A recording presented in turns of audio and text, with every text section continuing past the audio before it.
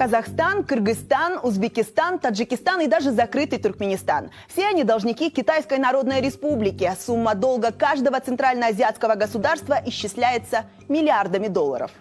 Объем госдолга официального Нур-Султана перед Пекином превышает 12 миллиардов долларов. В этом году Казахстан оформляет очередной кредит на 300 миллионов долларов. Уже подписано соглашение о строительстве более полусотни китайских заводов. 20% казахстанской нефти добывают китайские компании. А вот Кыргызстан больше всего задолжал именно китайским банкам. 1 миллиард 700 миллионов долларов. Это более 40% от всего внешнего долга. Зависимость Кыргызстана от китайских кредитов значительно повысилась в годы президентства опального ныне Алмазбека Атамбаева. В годы его правления в Пекине дополнительно дали взаймы почти 1 миллиард долларов. Доля китайских кредитов во внешнем долге Таджикистана составила 48%. За годы независимости республика заняла у Китая 1 миллиард 200 миллионов долларов. Более 80% золоторудных месторождений разрабатывают именно компании с китайским капиталом. 8 лет назад Таджикистан под предлогом демаркации и делимитации границ отдал китайцам 1% своей территории. А в прошлом году Управление геологии Таджикистана передало китайцам еще одно золоторудное месторождение – Верхний Кумарк в обмен на строительство ТЭЦ Душанбе-2.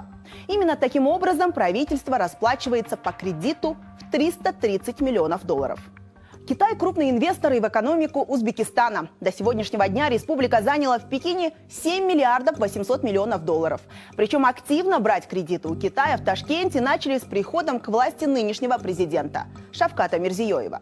Закрытость экономики Туркменистана не позволяет получить достоверную информацию о долгах этой страны.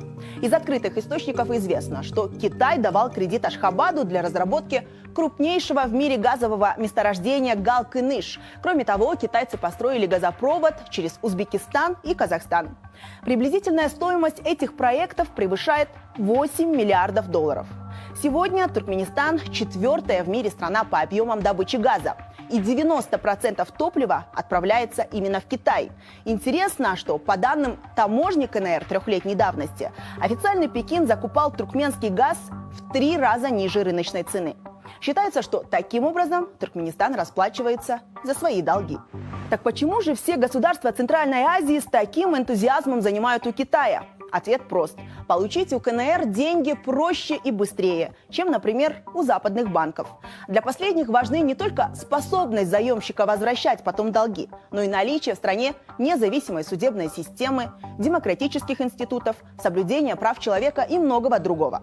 Кстати, про удобные условия китайского кредитования открыто говорил бывший президент Казахстана Нурсултан Назарбаев. Китай никогда не диктует свои условия.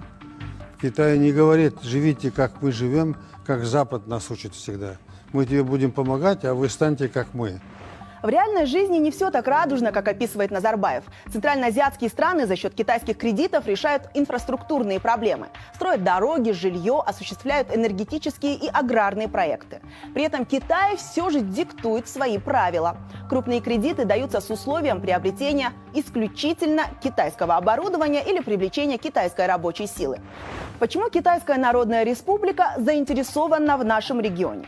Для содержания 1,5-миллиардного населения Китай нуждается в дополнительных ресурсах. Газ, нефть, уран, ценные металлы Пекин активно импортирует из Центральной Азии. КНР граничит с Казахстаном, Кыргызстаном и Таджикистаном. Это географическое положение в Китае используют как транзитный коридор для экспорта своего товара в третьи страны.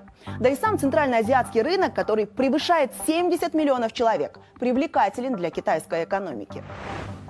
Есть неписанные правила, которые должна придерживаться государство при получении кредитов из других государств.